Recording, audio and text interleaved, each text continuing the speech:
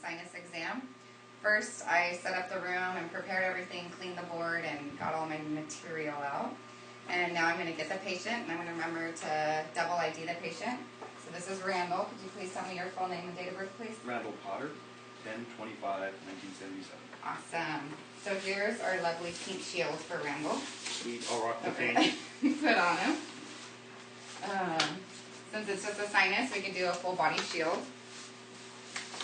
And then since he's taller and our bucky doesn't go up as high, I'm going to do all these images sitting down in the chair.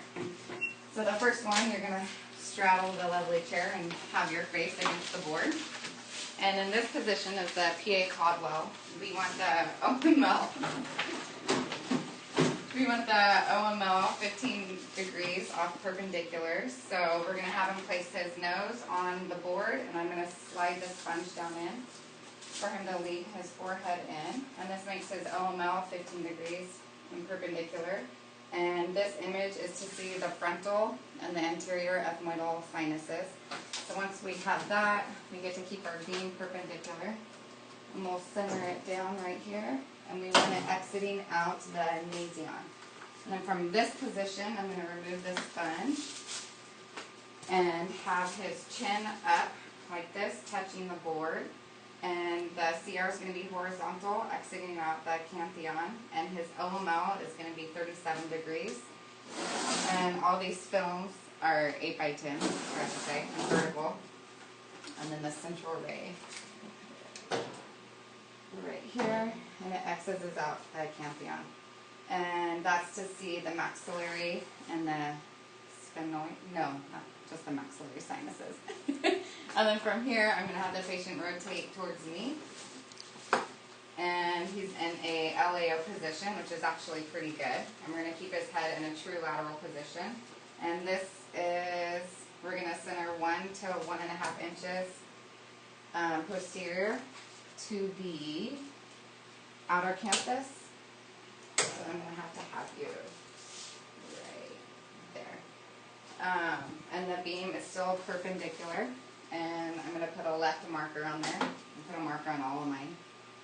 And then from here, I'm going to have him rotate all the way around and facing the tube. It's going to be kind of blinding. I'm going to rotate his head, perfect, all the way back. This is the SMV. And the central ray is right here.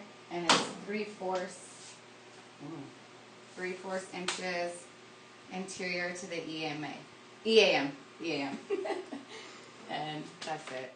In all sinus images, we should see good collimation or a cone. This first image is a Caldwell, and it's to view the frontal sinus and the anterior ethmoidal air cells, as well as the petrous ridges in the lower 1/3. The next is a Waters view, and this is to view the maxillary sinus, and the orbits should be symmetrical. The next view is a lateral. This is to view all 4 sinuses. The orbit roofs should be superimposed, as well as the mandibular rami. The last view is the SMV. This is to view the ethmoid and sphenoid sinuses.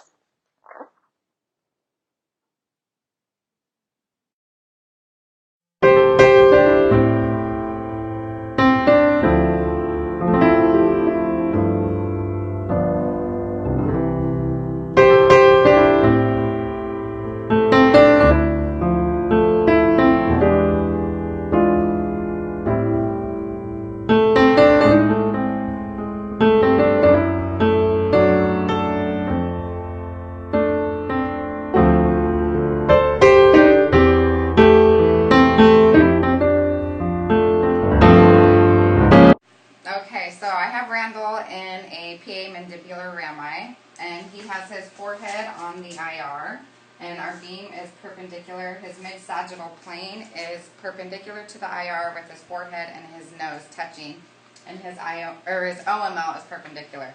So we put our right marker on here because this is his right side, and we shoot through and have it on an 8 by 10. The next image, I'm going to have him step back for a second. And the patient's mid-sagittal plane is going to be perpendicular, and his forehead and nose, no. His chin is going to be on the IR, and his AML is going to be perpendicular, and our light is perpendicular still, and this is to see the mandibular body.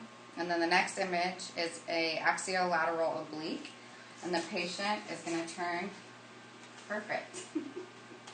And he's going to be semi-erect. His mid-sagittal plane will be parallel, and his interpupillary line will be perpendicular to the IR. And my central ray is going to be 25 degrees cephalic. And go right here. And you're going to center on your side of interest, so I'm going to move him back a little and bring it down to right there. And then for the fourth image, he's going to be in the same position, but the patient's going to be rotated 30 degrees. It's the same central ray and everything.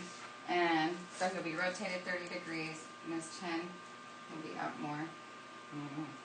And his mid-sagittal plane will be rotated 30 degrees to IR and form like a true lateral position. And this is for the mandibular body. This is a PA projection of the mandibular rami. This is to view the mandibular rami, but as you can see, the mandibular body is in the image as well. The next image is a PA projection of the mandibular body. The CR is perpendicular to the level of the lips, and this is to view the mandibular body. Our next image is an axiolateral oblique mandibular body. The CR is 25 degrees cephalic, and this is to show the region of the mandible that is parallel to the IR.